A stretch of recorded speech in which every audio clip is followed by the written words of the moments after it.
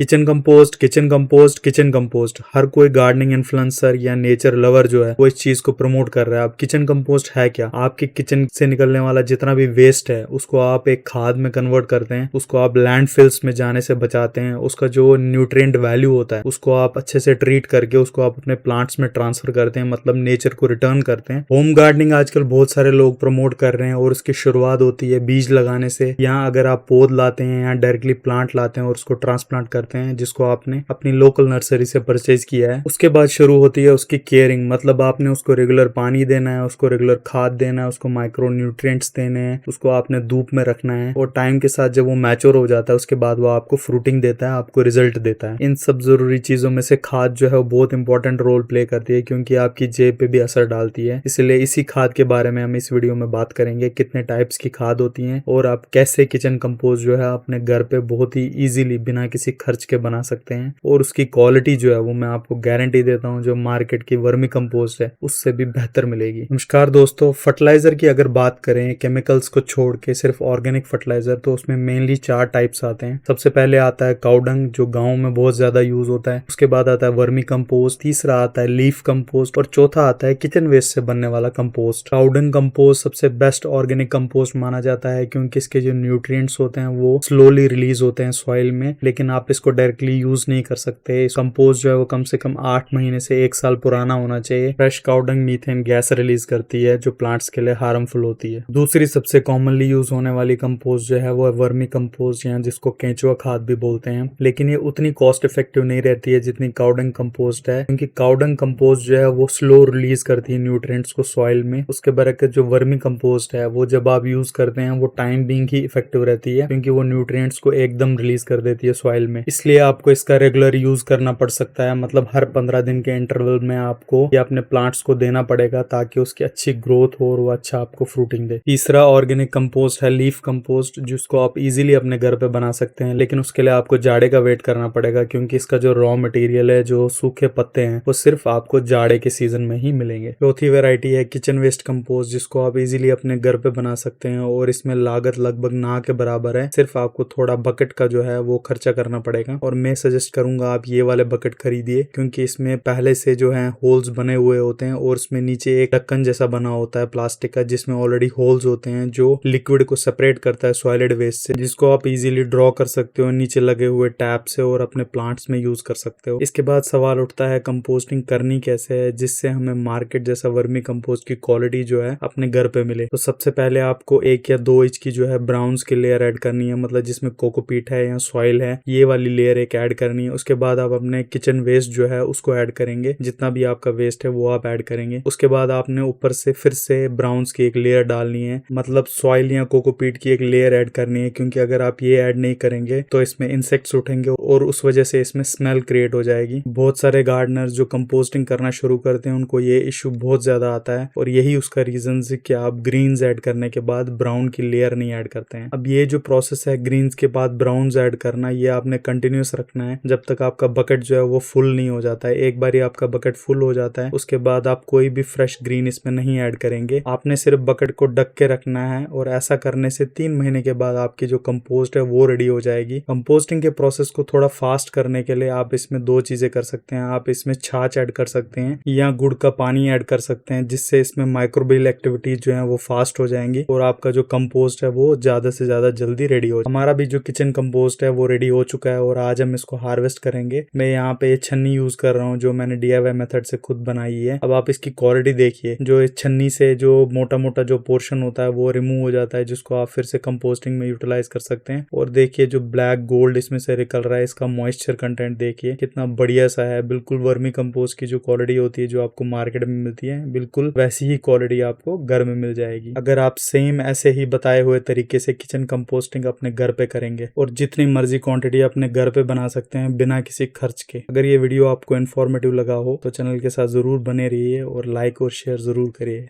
Thanks for watching.